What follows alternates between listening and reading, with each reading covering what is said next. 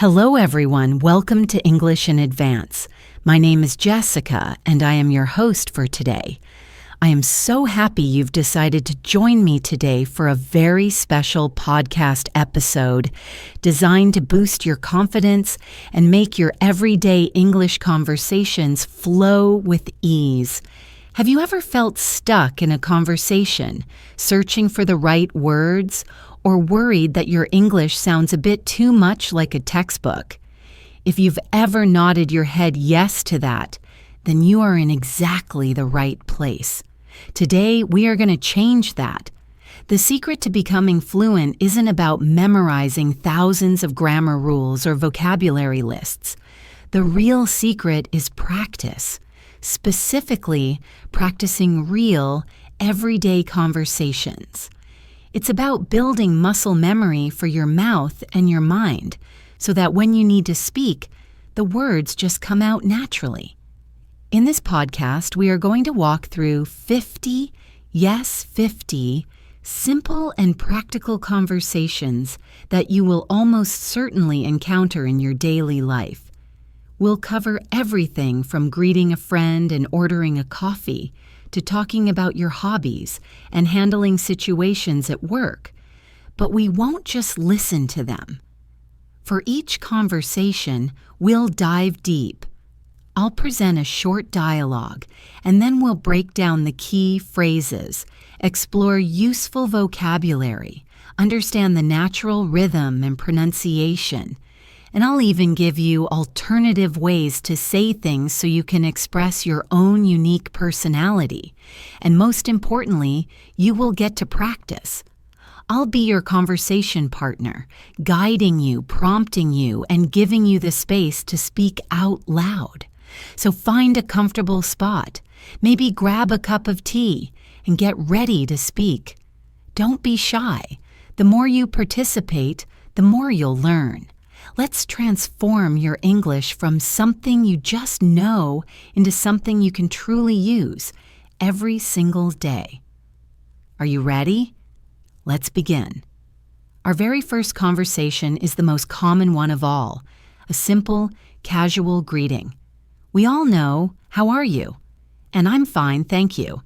But let's explore how to make it sound a bit more relaxed and natural. Imagine bumping into a friend on the street. You could say, "Hey, how's it going?" A great reply could be, "Not bad." "You? Keeping busy?" Let's break this down. The first phrase, "How's it going?" is a very common and friendly alternative to "How are you?" Notice the contraction. How's for how is. Native speakers use contractions all the time, so it's great practice to start using them yourself to sound more natural. How's it going? Try saying that out loud. How's it going? Good. Now, the reply is interesting. Not bad. This is a very typical positive response. It means things are good, maybe not perfect, but generally okay. It's often more common than saying, "I'm great," or "wonderful." Then just adding "you" is a simple and efficient way of asking the same question back. Instead of repeating, "And how are you?" you just say "you." Finally, the question, "keeping busy," is a great follow-up. It's a way of asking if the other person has been working a lot or has a lot of things happening in their life. It shows genuine interest.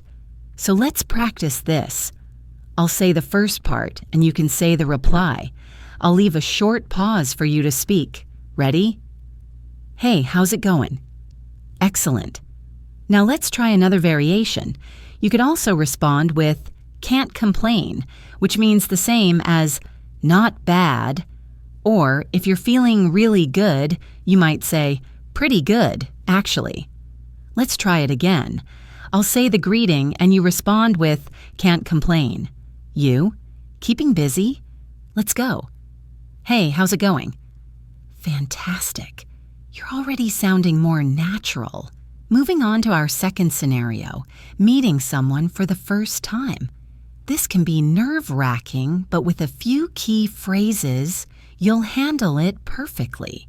Imagine you're at a party and you want to introduce yourself. You could walk up to someone and say, "Hi, I don't think we've met. I'm your name." They might respond, "It's great to meet you. I'm David. Are you enjoying the party?" This is a wonderful way to start a conversation. The line, "I don't think we've met," is a polite and gentle way to begin. It's much smoother than just walking up and saying, "What's your name?" Following it immediately with your own name invites the other person to share theirs too. The response, "It's great to meet you," is equally polite and warm. Using the person's name right after you hear it is a fantastic way to remember it and to build a connection. After introducing themselves, the other person keeps the conversation going by asking a question. Are you enjoying the party? This is called an open-ended question, and it's the key to avoiding awkward silences. It invites the other person to share their experience. So let's practice this. You want to introduce yourself to me. You can use your own name, of course. Start with the phrase, "Hi, I don't think we've met." Go ahead. "It's great to meet you. I'm Jessica. Are you enjoying our little podcast session so far?" See how that works? It's a simple exchange, but it's the foundation of every new friendship or professional connection. Now, for our third conversation, a topic that people in many English-speaking countries love to talk about, the weather. It's a safe and easy way to start small talk. Imagine chatting with a neighbor. One person could start with, "Lovely day, isn't it?" And the other could reply, "It certainly is." "I'm glad the sun is finally out. I was getting tired of all that rain." This is classic small talk. The first speaker starts with a statement, "Lovely day," and adds a tag question, "Isn't it?" A tag question is a short question at the end of a statement like, "Isn't it?" comma, "Don't you?" Or are they? We use them to invite the other person to agree with us. It makes the conversation more interactive. Try saying it. "Lovely day, isn't it?" Notice the intonation goes down at the end as you expect the other person to agree. The reply, "It certainly is a strong agreement. Certainly is a great word to use here. It's a bit more enthusiastic than just yes. Then more detail is added. "I'm glad the sun is finally out." "I was getting tired of all that rain." By adding this extra sentence, the conversation is expanded.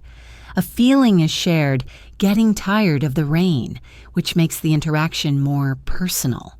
Let's practice. Imagine it's a cold, windy day. How could you start the conversation? You could say, "A bit chilly today, isn't it?" You start the conversation, and I'll reply. Go on. "It certainly is. I hope you're wrapped up warm." Now, what if it's raining? You could say, "Terrible weather we're having, aren't we?"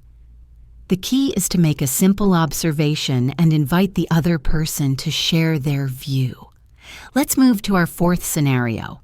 It's Monday morning and you're chatting with a colleague. A very common topic is the weekend. The conversation could go like this. The first person asks, "Did you have a good weekend?"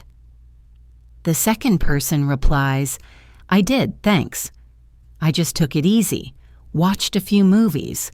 What about you? Did you get up to anything interesting?" This is a standard and friendly way to start the week. The question, "Did you have a good weekend?" is simple and direct. The response, "I did, thanks," is positive and polite. Then a little detail is given. "I just took it easy." This is a fantastic phrase. To take it easy means to relax and not do very much. It's a very common way to describe a relaxing weekend. Then the conversation is skillfully passed back by asking, "What about you?" And then another great natural sounding phrase is used. "Did you get up to anything interesting?" To get up to something means to do something. It's an informal way of asking, "What did you do?" It sounds much more conversational, so let's practice this. I'll ask you about your weekend. Think of one simple thing you did. Ready? Did you have a good weekend? Great. Now it's your turn to ask me. Use the phrase, "Did you get up to anything interesting?" Go ahead. I did. Thank you for asking. I went for a lovely hike in the countryside. This kind of simple back and forth exchange is the building block of all friendly relationships. Our fifth conversation is about ending a conversation politely. Sometimes this can be the hardest part. You don't want to seem rude. Let's imagine you've been chatting with someone and need to leave. You could say, "Well, it was great to see you. I should probably get going." A good response from the other person would be, "You too. Let's catch up properly soon. Take care." This is a perfect example of a polite exit. You start with a positive statement. "Well, it was great to see you." This shows you enjoyed the conversation. Then you give a reason for leaving. "I should probably get going." The word probably softens it, making it sound less abrupt. Other phrases you could use are, "I've got to run," or "I need to head off." The reply is also very warm. "You too," meaning it was great to see you too. Then a future meeting is suggested. "Let's catch up properly soon." The phrase "to catch up" means to talk to someone you haven't seen for a while and find out their news. Adding properly suggests they should spend more time together next time. Finally, "take care" is a very common and friendly way to say goodbye. Now let's practice. Imagine we've been chatting for a few minutes and you need to leave. How would you end the conversation? Try starting with, "Well, it was great talking to you, Jessica." Go on. "You too. Let's definitely do this again soon. Take care." And just like that, you've ended the conversation on a positive and friendly note. Let's move into a new environment. Imagine you're at a coffee shop. This is our sixth conversation scenario, ordering a coffee. Here is a typical dialogue. The barista would start, "Hi there, what can I get for you?" You, the customer, could say, "Hi, could I get a medium latte, please?" And a croissant as well. The barista might then ask, "Sure, to have here or to go?" And you would reply, "To go, please." Let's look at the language here. The barista's question, "What can I get for you?" is a standard way to ask for your order. Your response is very polite if you use "could I get" instead of "I want." "Could I get" is a softer, more polite way to make a request. You should clearly state the size, medium, and the drink, latte. Remember the magic word, please. You can add to your order using as well. For example, and a croissant as well. The barista then asks a very important question. To have here or to go? This means, will you drink your coffee in the cafe or will you take it away? In the UK, you might also hear to eat in or take away. Your answer can be simple. To go, please. Now, let's practice this. I'll be the barista. I want you to order a large cappuccino and a muffin. Remember to be polite. Ready? "Hi there, what can I get for you?" "Sure. To have here or to go?"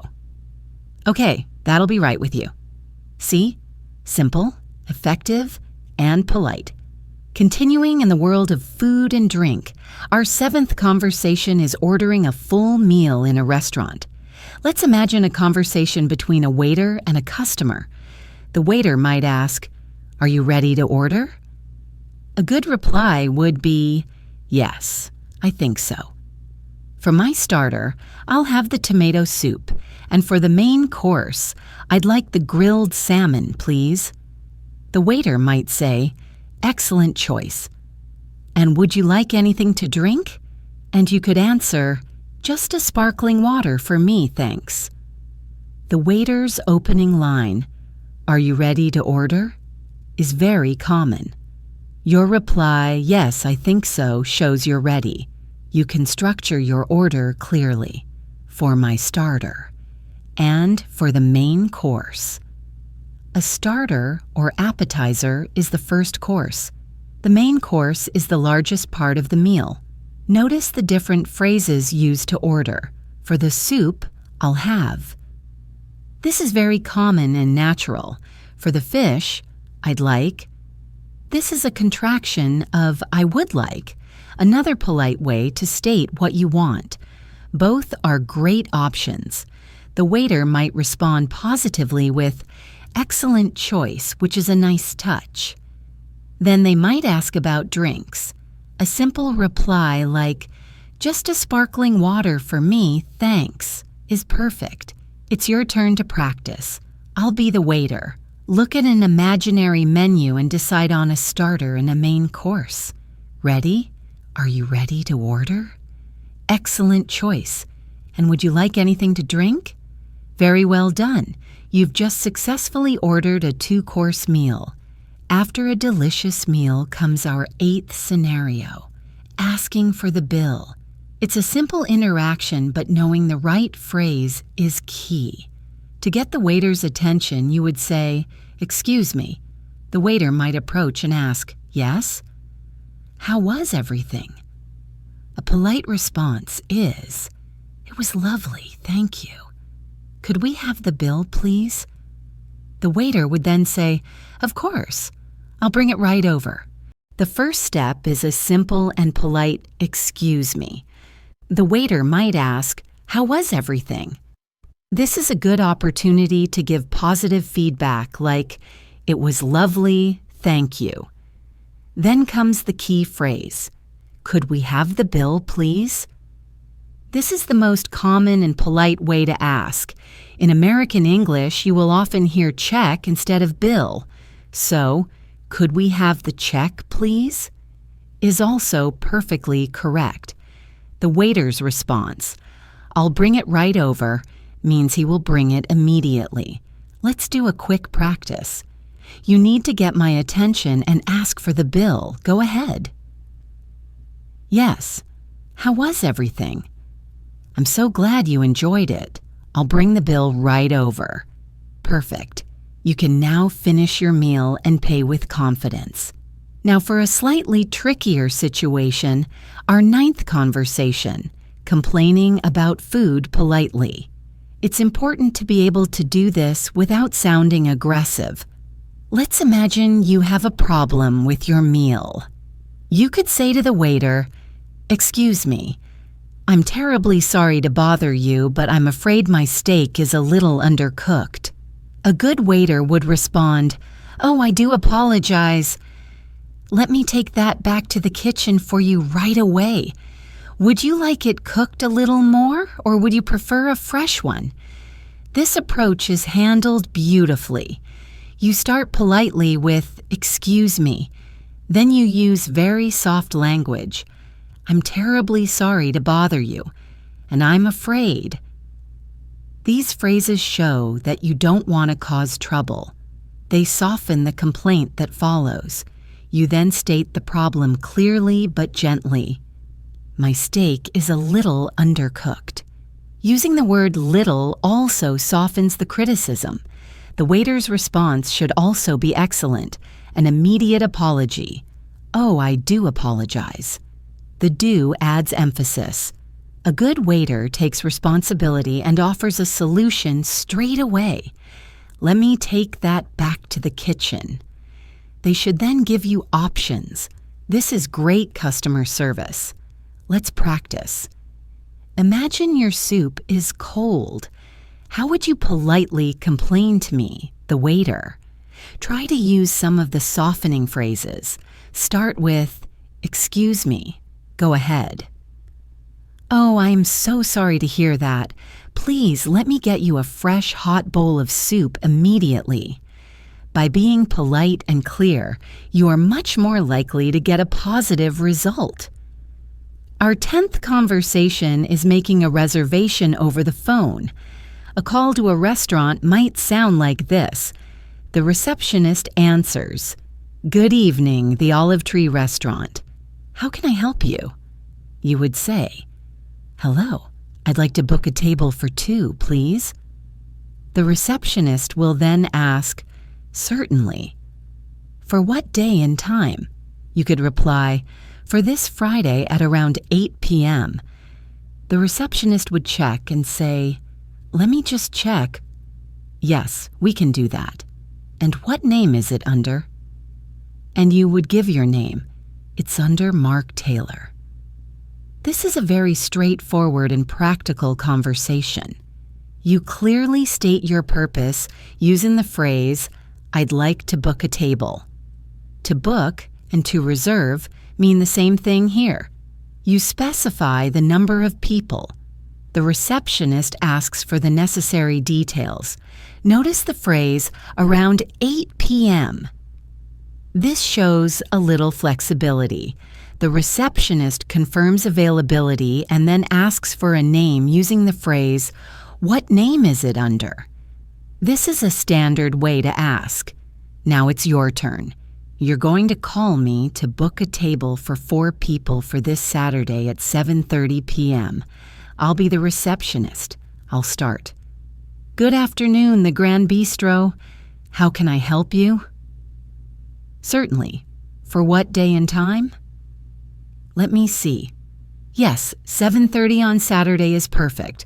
What name shall I put that under?" Excellent. We've got you down for a table for 4 this Saturday at 7:30 under that name. We look forward to seeing you then. Great job. Let's shift gears and move on to our 11th topic, talking about your daily routine. This is a common topic when you're getting to know someone. One person might ask, "So are you a morning person?"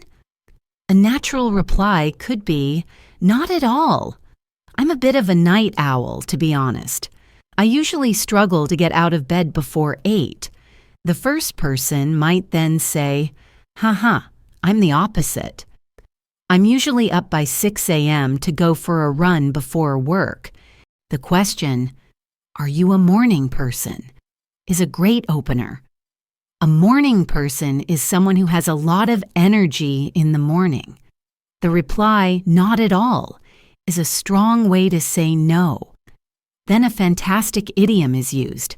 "I'm a bit of a night owl." A night owl is a person who likes to stay up late. The opposite is an early bird. Adding "to be honest" makes the statement sound more candid and friendly. The explanation, "I usually struggle to get out of bed before 8, uses the verb struggle, which is very descriptive. The other person explains they are the opposite and says, "I'm usually up by 6 a.m. Up in this context means awake and out of bed. This little conversation reveals a lot about their personalities. Now it's your turn to think, are you a morning person or a night owl? Try to form a sentence to describe your morning routine.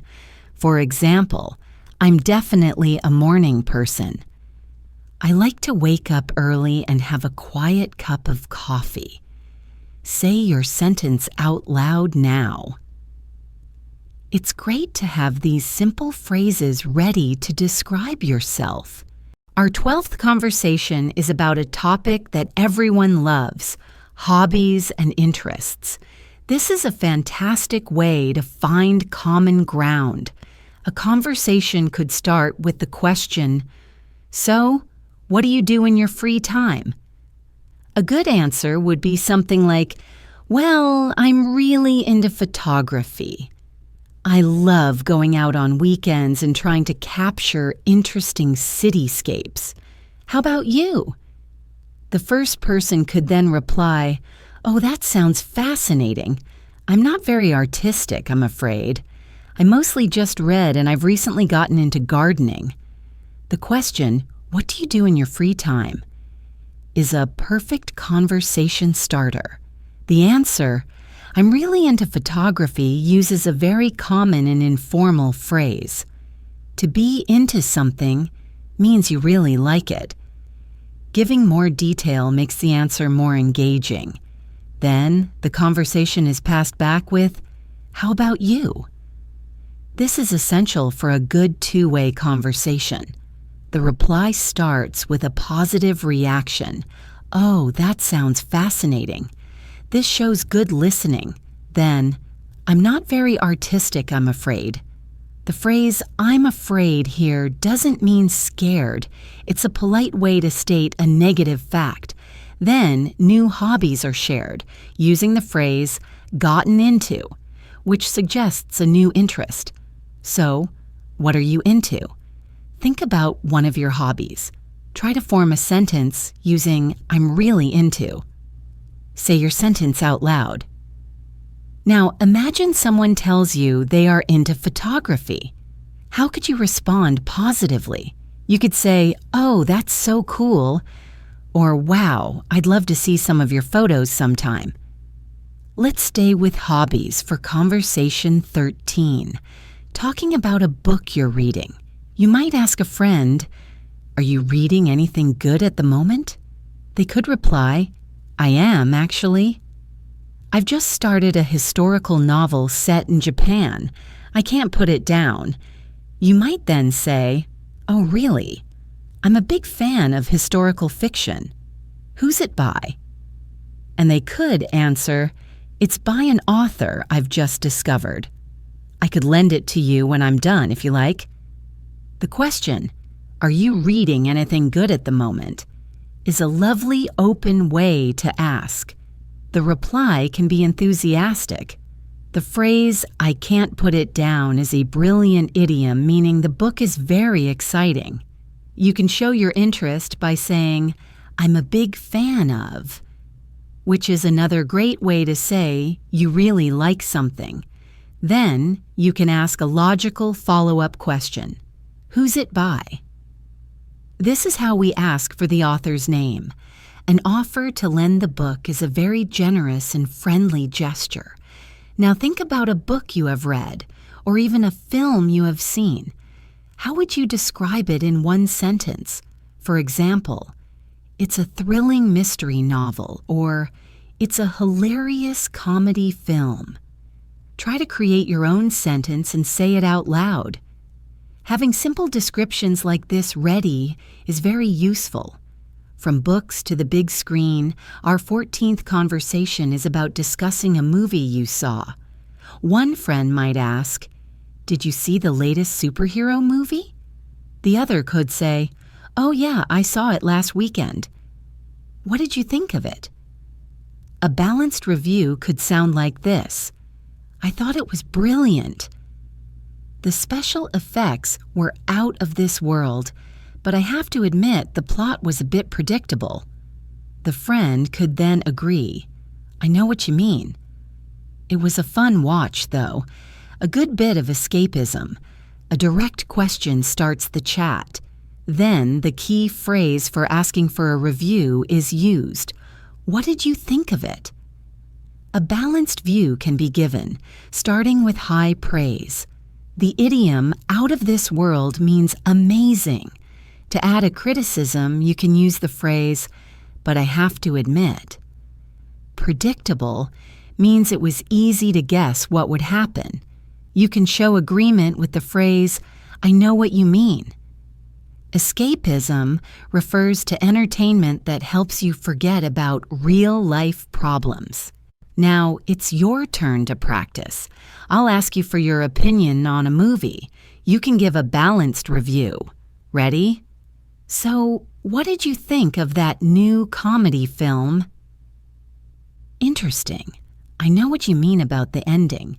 Being able to share your opinion with both positive and negative points makes you sound like a much more fluent speaker. After talking about what you've done, it's time for our 15th conversation, making plans for the weekend. On a Friday afternoon, you might ask a friend, "Got any plans for the weekend?" They might reply, "Not really, just the usual. I might go for a hike on Saturday if the weather's good. What about you? You could then make an invitation. Well, a few of us are thinking of having a barbecue on Sunday. Would you be interested in coming along? An enthusiastic acceptance would be, a barbecue? That sounds amazing. I'd love to. What time? The opener, got any plans for the weekend, is a casual way of saying, do you have any plans? A common response if you don't have specific plans is, not really, just the usual. You can mention a possibility using might. To make an invitation, you can start with, well, a few of us are thinking of. This makes the plan sound flexible and informal. The invitation itself can be phrased as, would you be interested in coming along? To come along is a friendly and informal way to say, to come with us. A great positive way to accept is, that sounds amazing. I'd love to. Let's practice making an invitation. Imagine you are thinking of going to the cinema on Saturday. Invite me. You could start with, hey Jessica, I was thinking of going to the cinema on Saturday. Go ahead. Oh, that sounds like fun. I'd love to. What were you thinking of seeing? And just like that, you've made a plan. Let's change our setting again and head to the shops. Our 16th conversation is asking for help in a store. You might approach a shop assistant and say, excuse me, I'm looking for the electronics section. The assistant might reply, of course. It's just at the back of the store, on the right-hand side next to the home goods.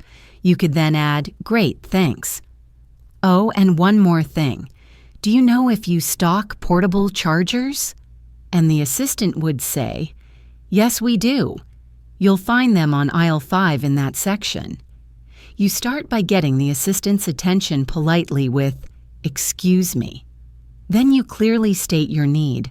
I'm looking for. This is the most common phrase. The shop assistant should give clear directions using prepositions of place like at, on, and next to. If you have another question, oh, and one more thing is a useful phrase. To ask if they sell something, you can use the verb to stock. An aisle is the passage between rows of shelves in a shop. Now it's your turn. You are in a supermarket and you need to find the pasta. Ask me for help. Start with, excuse me. Go ahead. Certainly, you'll find the pasta on aisle 3 just past the sauces. Simple and clear communication makes shopping so much easier. Our 17th conversation happens in a clothing store. You need to ask for a different size or color. You could say to a sales assistant, excuse me, I really like this shirt, but do you have it in a larger size? They might say, let me check for you. What size are you looking for? You'd clarify, I'm a medium, so I'd need a large. A helpful assistant would find it and say, just a moment. Ah, yes, here you are. This is the last large we have. Would you like to try it on? Starting with a compliment. I really like this shirt, but comma can make your request sound friendlier. The question is simple. Do you have it in a larger size? The assistant will likely ask for the specific size. When they find the item, they'll say, here you are, a common phrase for giving something to someone. They might then suggest, would you like to try it on? To try something on means to put on clothing to check the fit. The rooms for this are called fitting rooms. Let's practice. You have found a pair of trousers you like, but you want them in black. Ask me for help. You can start with, excuse me, I love these trousers. Go on. Let me see if we have those in black for you. What size do you need? One moment. Yes, here is a pair in black in your size. The fitting rooms are just over there. Excellent work. Now for a situation that can feel a little awkward, our 18th conversation, returning an item to a store. At the customer service desk, you could say, "Hi, I'd like to return this jumper, please." "I bought it last week." The clerk might ask, "Certainly. Is there anything wrong with it?" You could explain, "No, it's just the wrong size, I'm afraid. It's a gift and it doesn't fit." The clerk will then ask, "I see. Do you have the receipt?" You would then say, "Yes, right here." Would it be possible to exchange it for a bigger size, or could I just get a refund? Be clear and direct. "I'd like to return this, please." Mentioning when you bought it is helpful. The clerk needs to know if the item is faulty. A reason like it's the wrong size is perfectly valid. The most important thing is the receipt, the proof of purchase. It's great to ask about your options, an exchange, swapping the item, or a refund, getting your money back. Let's do a quick practice. Imagine you want to return a book because you received 2 copies for your birthday. You have the receipt. I am the clerk. How would you start the conversation? "No problem. Do you have the receipt with you?" "Great. Would you like to exchange it for another book, or would you prefer a refund?" By knowing these key phrases, you can handle this situation smoothly.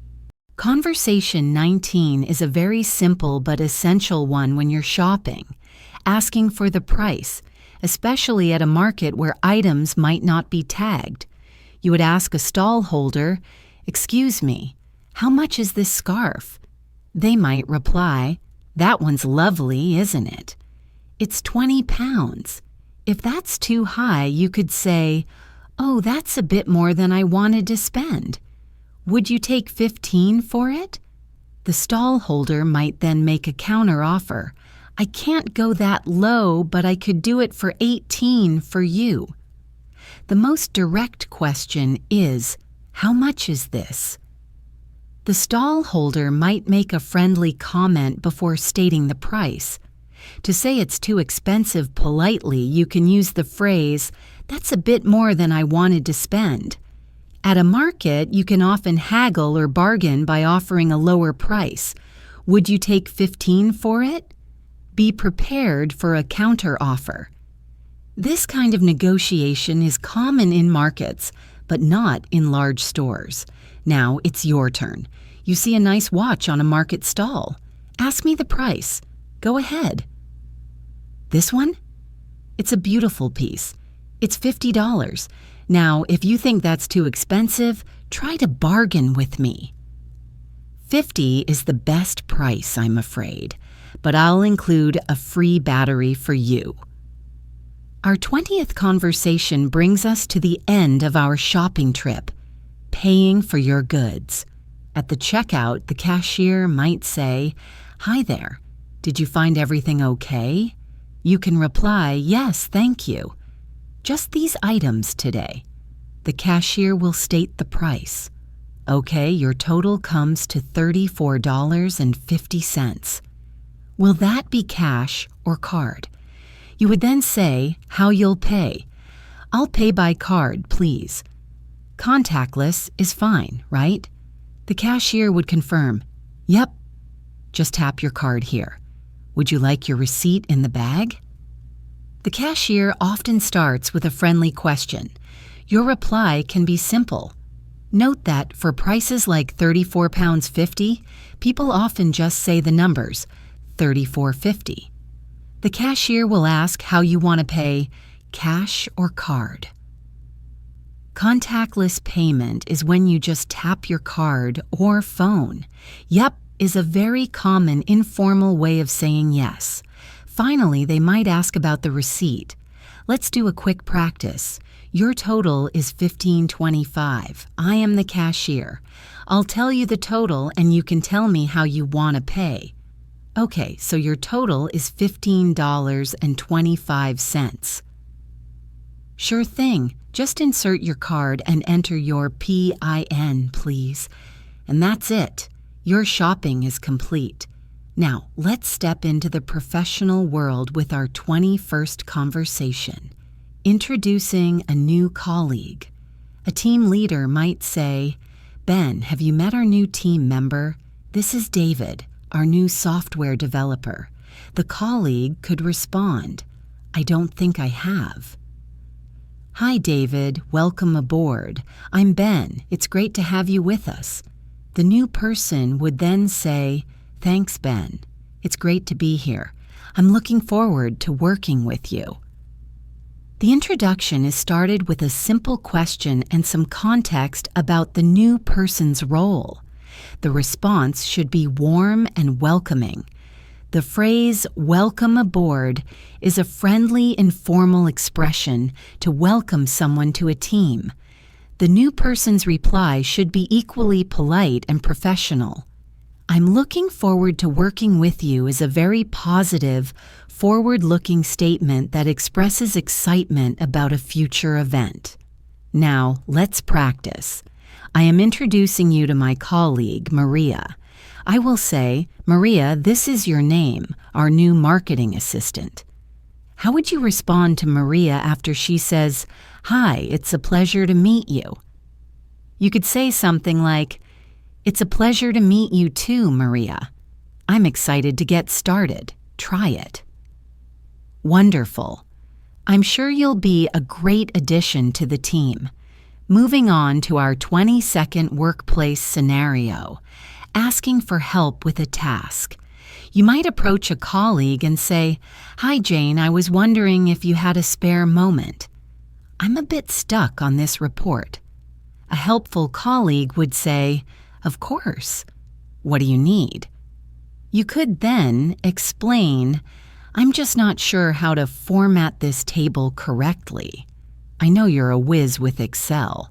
Could you possibly take a quick look?" And they would likely say, "No problem at all. Let's see what you got." The approach, "I was wondering if you had a spare moment," is a very polite and indirect way to ask if someone is busy. "I'm a bit stuck" is a great informal way to say you're having difficulty. You can explain the specific problem and even give a compliment. "I know you're a whiz with Excel." A whiz is someone incredibly skilled. The request can be softened with words like possibly and quick. "Could you possibly take a quick look?" This makes it sound like a small favor. A friendly reply like, "No problem at all," is reassuring. Now, your turn. You need help with a presentation. You want to ask your colleague, who is very good at design, for some advice. How could you start the conversation? Try using the phrase, "I was wondering if..." Go ahead. "Sure, I've got 5 minutes. What's up?" You've just successfully and politely asked for help. Our 23rd conversation is a crucial one in a professional setting. Agreeing and disagreeing in a meeting. In a discussion, one person might suggest, "So I think we should launch the new campaign in May." It gives us plenty of time to prepare. Someone agreeing might say, "I agree." A May launch seems sensible. Someone with a different view could say, "I see your point, but I'm a bit concerned about the budget. If we wait until June, we'll have more funds available. What do you think?" One person states their opinion clearly. "I think we should." You can express agreement simply, "I agree." Adding a reason strengthens your point. Now, to disagree politely, you don't say, "You're wrong." You start by acknowledging the other person's point. "I see your point. This is respectful." Then you introduce your counter-argument using "but." "But I'm a bit concerned about..." You explain your reasoning and then invite discussion with a question like, "What do you think?" This is constructive disagreement. Let's practice. I'm going to state an opinion. I think we should redesign the company website. If you agree, you can say, "That's a great idea." I think so too. If you want to disagree politely, you could start with, "That's an interesting idea, but I worry it might be too expensive right now." Choose one and say your response out loud. Great. Work can sometimes be stressful, which brings us to our 24th conversation, talking about work stress. You might say to a colleague, "Phew, what a week." "I'm feeling a bit overwhelmed, to be honest." A sympathetic colleague might reply, "Tell me about it." "I'm completely swamped. I feel like I'm drowning in emails." You could then say, "Exactly. I just need to get through to Friday. Do you fancy grabbing a coffee after work to de-stress?" A good response would be, "That's a great idea. I could definitely use that. Let's do it." You can express your feelings honestly. Overwhelmed means you have too much to deal with. The idiom, "Tell me about it," doesn't mean "give me more information." It means I completely understand and feel the same way. Another great idiom is "I'm completely swamped," which means you have a huge amount of work. To suggest a relaxing activity, you could ask, "Do you fancy grabbing a coffee?" To fancy is a common British English way of saying, "Would you like?" A positive response could be, "I could definitely use that," meaning you really need it. Now, imagine you're feeling swamped. How could you tell a colleague? Try starting with, "It's been such a busy day." Say it out loud. It's important to be able to express these feelings. Our 25th workplace conversation is asking for a day off. You might say to your manager, "Good morning. Do you have a moment?" Once invited in, you would say, "I'd like to request a day's leave next Friday, the 24th. I have a personal appointment I need to attend." The manager might reply, "Okay, let me just check the team calendar." "Yes, that looks fine. We should be able to cover for you. Just fill out the formal request form online, please." Begin by politely asking if your manager is free. Make your request very clearly. "I'd like to request a day's leave." Leave or time off are the formal words. Specify the exact date. You can give a brief professional reason like a personal appointment. The manager might say, "We should be able to cover for you," meaning the rest of the team can manage the work. They will then instruct you on the official procedure. Now, your turn to practice. You need to ask me, your manager, for next Monday off. Be clear and professional. Start with, "Good morning, Jessica. I was wondering if I could speak with you for a moment." "Of course, come in. How can I help?" "Okay, I'll just check the schedule. Yes, that shouldn't be a problem at all. Please send me an email to confirm. Well done." And that brings us to the end of our first 25 conversations. We're halfway there. How are you feeling? Remember, the key is not just to listen, but to actively participate. Let's take a short mental break and then we'll dive into the next set of scenarios, taking us into the world of travel and directions. Ready for the next part? Let's go. Conversation 26 is asking for directions. Imagine you're a tourist. You might stop someone and say, "Excuse me, I'm a bit lost. Could you tell me the way to the nearest train station?" A helpful local might reply, "Sure. You're going in the wrong direction, actually. You need to go back down this street, take the second left, and you'll see it right in front of you. You can't miss it." You should then confirm, "So, back down this street and the second left." "Got it. Thank you so much." Start politely, "Excuse me," and explain your situation. "I'm a bit lost. Then ask your question clearly. Could you tell me the way to... Listen carefully for words like left, right, straight on, and ordinal numbers like first, second. A reassuring phrase is, you can't miss it, which means it's easy to see. It's very smart to repeat the key parts of the directions to confirm you understood. Let's do a quick practice. You need to find a pharmacy. You stop me on the street. How would you ask for directions? Go on. Of course. Just go straight on for about 200 meters, and you'll see it on your right, opposite the post office. Our 27th conversation takes us to the airport check-in desk. The agent will greet you. Good morning.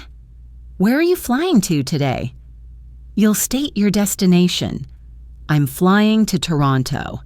The agent will ask, may I see your passport, please? You can say, here you go.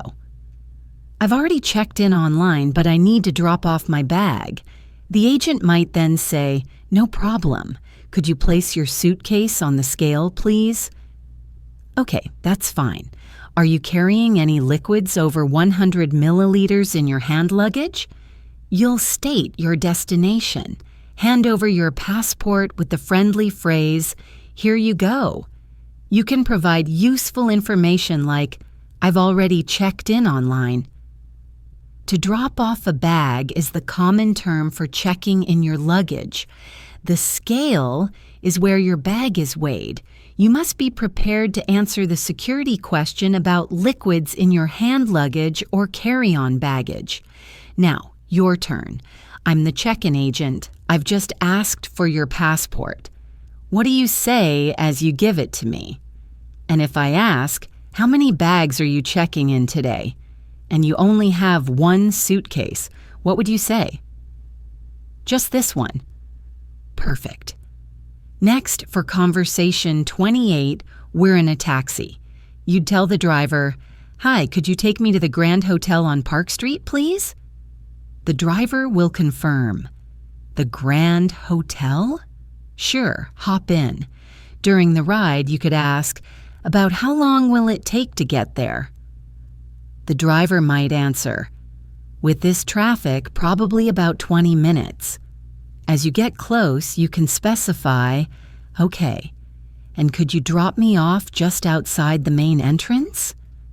Get in and clearly state your destination, including the street name. Hop in is the informal way of saying, get in. Asking, about how long will it take? Helps you plan. To drop someone off means to let them out of the car. It's good to be specific about where you want to stop. Now, it's your turn to be the passenger. You get into my taxi. You need to go to the Central Museum on Main Avenue. What do you say? Go ahead. The Central Museum, you got it. We should be there in about 10 minutes. Our 29th conversation is checking into a hotel. At the reception, the receptionist will say, good evening. Welcome to the Parkview Hotel. How can I help you?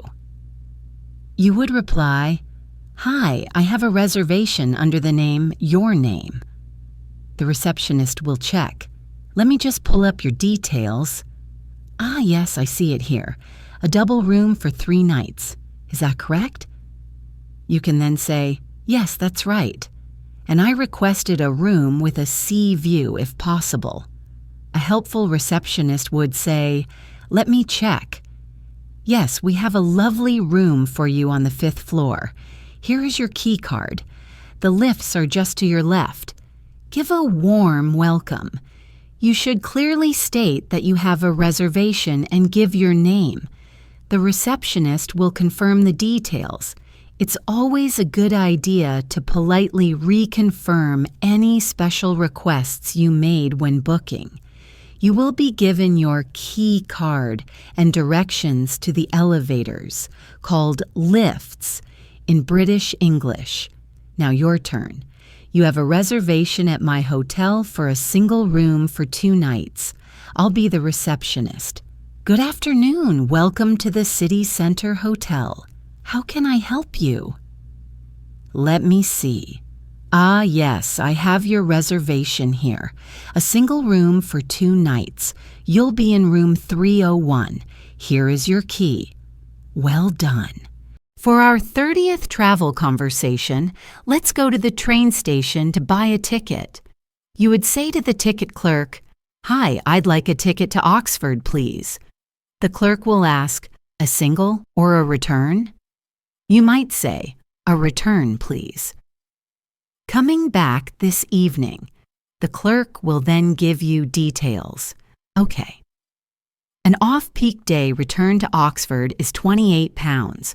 What time would you like to travel? And you could reply, "I'd like to get the next available train if possible." The clerk would then inform you, "The next one is the 10:15 from platform 4. State your destination clearly." The clerk will ask, "A single or a return?" A single or one-way ticket is for one direction.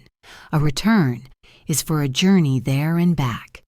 Off-peak means travel outside of the busiest hours, and it's usually cheaper.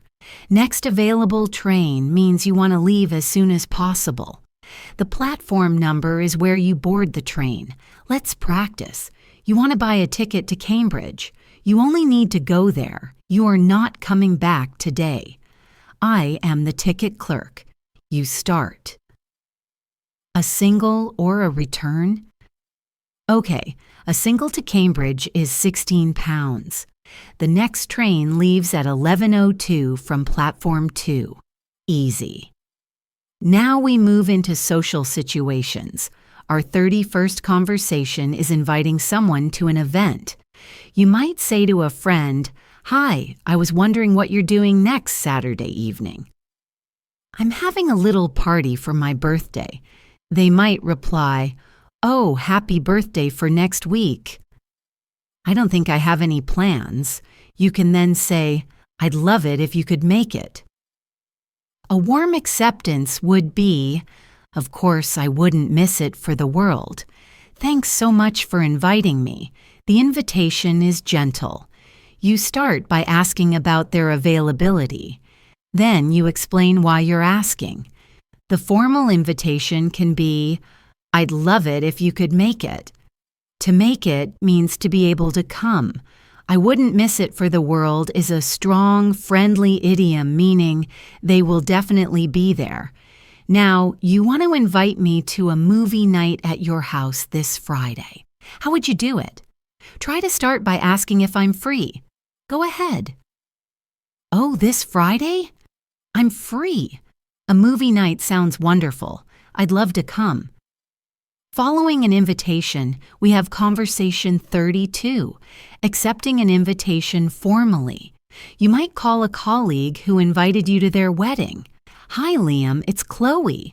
I just got your wedding invitation. It's absolutely beautiful."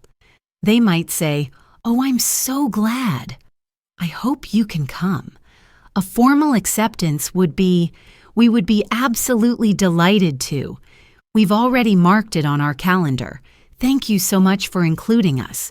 You start by saying who is calling and why, adding a nice compliment. The acceptance is formal and gracious. "We would be absolutely delighted to." Delighted means very happy. You can confirm you've saved the date and thank them for the invitation using the phrase, "Thank you so much for including us." This is very warm and appreciative. Let's practice. "I have invited you to a formal dinner party. How would you accept?" You can say something like, "Thank you so much for the invitation.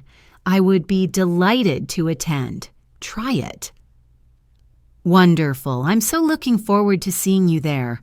Of course, we can't always say yes, so our 33rd conversation is declining an invitation politely. If a friend invites you to a party, you could say, "Oh, thank you so much for thinking of me. That sounds like so much fun, but I'm afraid I won't be able to make it. I already have a family commitment that weekend." A gracious friend would reply, "Oh, that's a shame. Not to worry, we'll have to celebrate together another time." This response is a masterclass in politeness. First, thank the person for the invitation. Second, say something positive about the event. Third, politely decline using softening language like, "But I'm afraid." Fourth, give a brief and general reason like a family commitment. You don't need to give too much detail. A good response to being turned down is to be understanding and suggest an alternative. Let's practice. I've invited you to go hiking this weekend. Unfortunately, you have to work. How would you politely decline? "Oh, that's too bad. Well, maybe we can go the weekend after? Thanks for letting me know. You handled that perfectly." Conversation 34 is a simple but powerful one. Giving a compliment. You could say to a colleague after a presentation, "That was a fantastic presentation. You really know your stuff." They might respond, "Oh, thanks so much. I was so nervous, I'm really glad it went well." You could then reinforce the compliment. "You didn't seem nervous at all. You were so clear and confident." A polite way to receive a compliment is, "That's really kind of you to say. I appreciate that." The compliment is specific. "You really know your stuff" is an idiom that means you are an expert. The reaction can be humble and appreciative. You can reinforce your compliment by being more specific. "That's really kind of you to say" is a very common and polite way to accept a compliment. Now it's your turn. "I'm wearing a new jacket. You want to compliment me on it." What could you say? You could say, "I really like your jacket, Jessica. It looks great on you. Go on." Yeah. "Oh, thank you so much. That's so nice of you to say." We all make mistakes, so our 35th conversation is about apologizing. If you're late to meet a friend, you could say, "I am so sorry I'm late. The traffic was an absolute nightmare." Your friend might graciously say, "Don't worry about it, you're here now." You could apologize again to show you're sincere. "I really apologize for keeping you waiting." A kind friend would reassure you, "Honestly, it's fine. Let's just enjoy our lunch." The apology should be immediate and strong. You can give a reason. "Don't worry about it" is a kind way to accept an apology. The verb apologize is a bit more formal and serious than just saying sorry. The other person can reassure you to relieve your guilt and move the conversation forward. Let's practice. "You accidentally spilled a little coffee on my book. What would you say?" You could start with, "Oh my gosh, I am so sorry." Go ahead. "It's okay, really. It's just a little bit." Don't worry about it. Let's move into our next section, health and wellness. Our 36th conversation is making a doctor's appointment. On the phone, you would say, "Hello, I'd like to make an appointment to see Dr. Evans, please." The receptionist might ask, "Is it for a routine checkup, or are you feeling unwell?" You could say, "I've been feeling under the weather for a few days, so I'd like to get it checked out." The receptionist might then offer a time. "I see. Dr. Evans has an opening tomorrow afternoon at 3:30. Would that suit you?" You would then confirm, "Yes, 3:30 tomorrow would be perfect. Thank you." Clearly state your purpose. The receptionist needs to know the reason for the visit. Feeling under the weather is a great idiom for feeling ill. To get it checked out means you want a doctor to examine you. An opening or a slot is an available appointment. "Would that suit you?" is a polite way to ask if the time is convenient. Let's practice.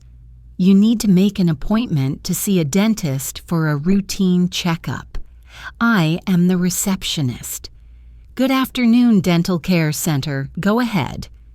"Certainly. We have an appointment available next Tuesday at 10 a.m. Does that work for you? Once at the doctor's, you need our 37th conversation, describing symptoms. The doctor might ask, "So what seems to be the trouble?" You could reply, "Well, for the past few days, I've had a really bad headache and a sore throat.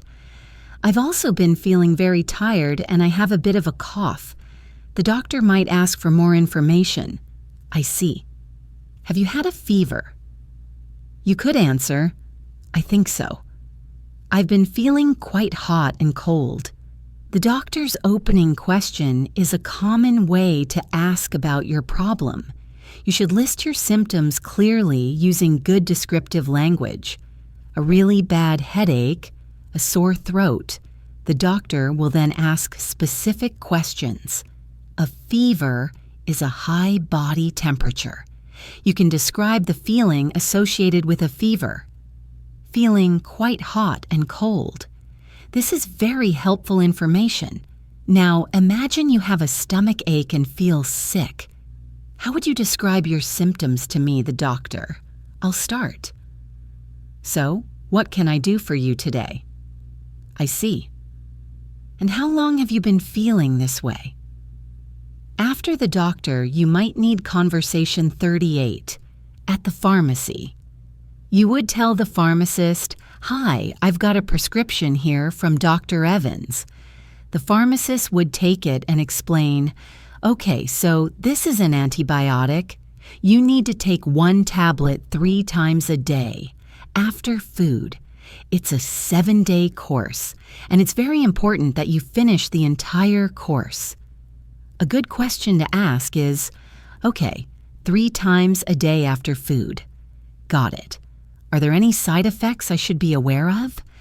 The pharmacist might then warn you, "It might make you feel a little drowsy, so it's best not to drive after taking it." A prescription is the note from the doctor for your medicine. The pharmacist will give clear instructions. It's important to finish the course, meaning all the tablets. It is very wise to repeat the key instructions and to ask about side effects, which are unwanted effects of a medicine. Drowsy means sleepy. Let's do a quick practice. The pharmacist tells you to take a medicine twice a day with water. What would you repeat back to them to show you understand? That's right. And don't take it on an empty stomach. Great. Our 39th conversation is about exercise. You might say to a friend, "I'm trying to get back into running. I went for a jog this morning and I'm exhausted." An encouraging friend would say, "Good for you for getting out there." The first few times are always the hardest. You could explain, "I really need to improve my fitness." Your friend might offer advice. "Well, consistency is key. Even a short run a few times a week makes a huge difference." Get back into means you are starting an activity again. A jog is a slow, steady run. A good friend will be encouraging. Consistency is key means that doing something regularly is most important. Now, think about your own fitness. What is one thing you do to stay active? You could say, "I enjoy going for long walks," or "I try to go to the gym twice a week." Form your sentence and say it out loud. That's great. Our 40th health-related conversation is offering sympathy to someone who is sick. To a colleague who's been unwell, you could say, "Hi, welcome back. We missed you. How are you feeling?" They might reply, "A lot better, thanks. It was just a nasty cold, but it really knocked me for 6. You could then say, "I'm so sorry to hear you were unwell. Make sure you take it easy for a few days. Give a warm welcome back." Your colleague might use the British idiom, "It really knocked me for 6," which means it made them feel very ill. You can express your sympathy, "I'm so sorry to hear," and give kind advice, "Make sure you take it easy." This shows you care. Let's practice. Your friend tells you, "I had a terrible flu last week." What could you say to show sympathy?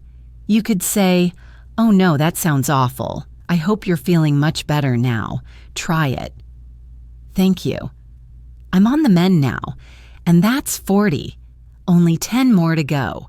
We're now moving into our final set of conversations, focusing on home and living and expressing feelings. Let's start with number 41.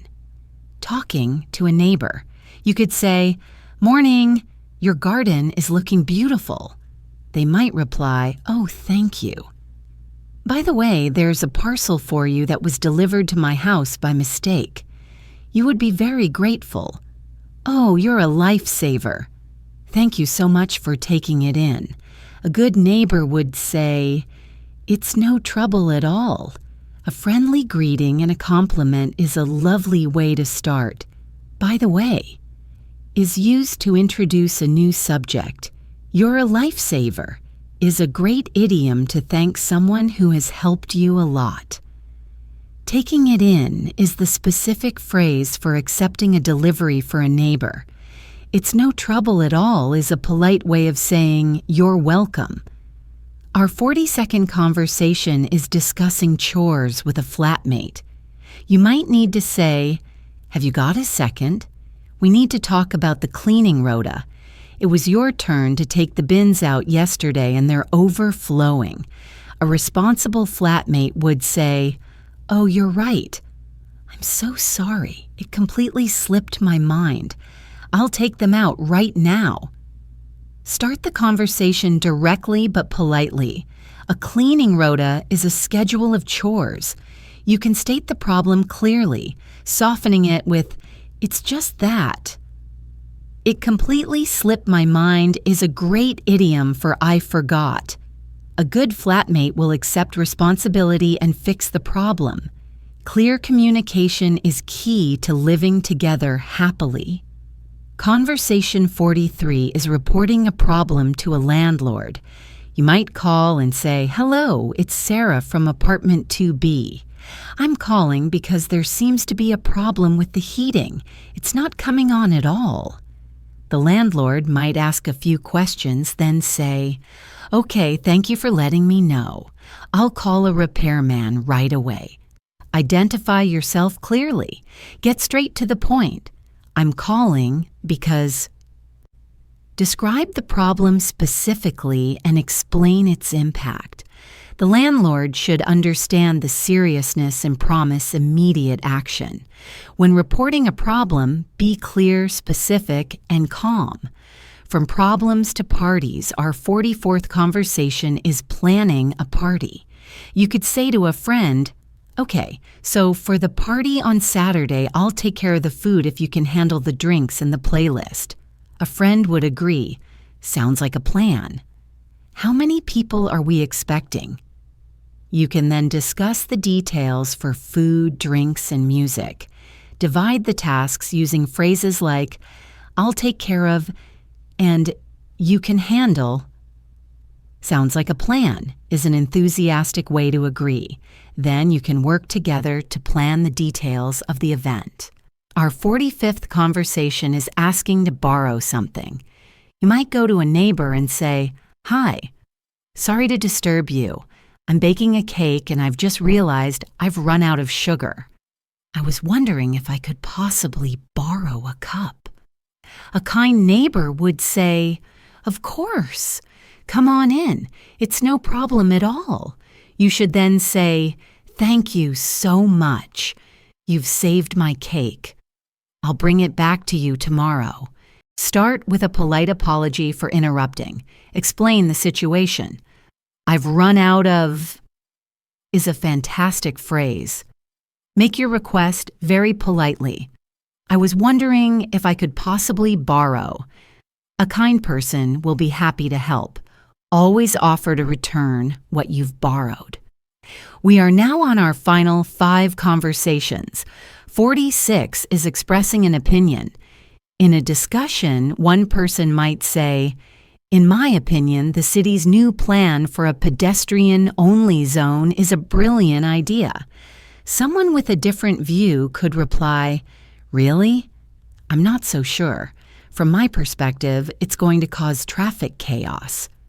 The first person might then say, "That's a valid point, but I feel the long-term benefits outweigh the short-term disruption." State your opinion clearly using "in my opinion." To express a different view, you can use softer phrases like "I'm not so sure" or "from my perspective." Acknowledge the other person's point respectfully by saying, "That's a valid point." Then explain your own reasoning. Our 47th conversation is asking for someone's opinion. You might say to a friend, "I can't decide which color to paint my room. What's your take on it?" They might reply, "Personally, I think the green is a bit more calming." You could then ask for more detail. "What do you reckon my brown sofa would look like against the green?" And they might say, "I reckon it would look great." Ask for an opinion using the informal phrase, "What's your take on it?" You can give your opinion using personally. "What do you reckon?" is a very common informal way to ask, "What do you think?" You can also use "I reckon" in your reply. Number 48 is expressing happiness or excitement. If you have good news, you might exclaim, "You won't believe it! I just found out I got the promotion." A good friend would react with enthusiasm, "No way! That's fantastic news. I'm so thrilled for you. You totally deserve it." You could then express your joy with an idiom, "Thank you. I'm over the moon. We have to celebrate." Share your news with excitement. A great friend will show surprise and happiness for you. Thrilled means very excited. "I'm over the moon" is a wonderful idiom for being extremely happy. Sharing joy is a wonderful part of friendship. Conversation 49 is expressing sadness or disappointment. You might tell a friend, "I just found out I didn't get into that master's program I applied for." An empathetic friend would say, "Oh, I'm so sorry to hear that. That's really tough. I know how much you wanted it." You could then say how you feel. "Yeah, I'm pretty gutted, to be honest." A supportive friend would then offer comfort. "I know. Listen, don't be too hard on yourself. I'm here if you need to talk." If a friend seems sad, you can gently ask, "Is everything okay?" When they share bad news, respond with empathy. "I'm so sorry to hear that," and "That's really tough" are good phrases. Gutted is a British slang word for being bitterly disappointed. The most important thing is to offer your support. And finally, our 50th conversation, encouraging a friend. Someone nervous about a challenge might say, "My big interview is tomorrow. I'm so nervous I feel like I'm going to mess it up." A good friend would say, "Hey, you're going to be brilliant. Just be yourself. You've got this. I have complete faith in you." The nervous friend would then feel better. "Thanks. I really needed to hear that." Reject negative thinking and state a positive belief. Remind your friend of their strengths. Use the powerful and common phrase, "You've got this." This is a simple way of saying you can do it. A strong statement of belief like, "I have complete faith in you," can make a huge difference. And there we have it, 50 conversations. We've greeted, we've ordered, we've planned, we've worked, we've traveled, and we've shared our feelings. Phew. That was a lot, but I hope you found it incredibly useful. The goal was to show you that you already have the ability to handle these situations. All you need are the right phrases, a bit of practice, and the confidence to try. Remember, language learning is a journey. Every single conversation you have is a step forward. Don't be afraid to make mistakes. The important thing is to keep speaking, keep listening, and keep engaging with English every single day. The conversations we've practiced today are your tools. Try using one new phrase you learned today in a conversation this week. Thank you so much for joining me, Jessica, here on English in Advance. It has been an absolute pleasure to be your conversation partner. If you found this podcast helpful, please consider subscribing to our channel so you don't miss out on future episodes. We would also love to hear from you. Leave a comment below and tell us which of these conversations you found most useful, or suggest a topic for a future podcast. Keep practicing, stay curious, and remember that every word you speak is a victory. Until next time, take care and happy speaking.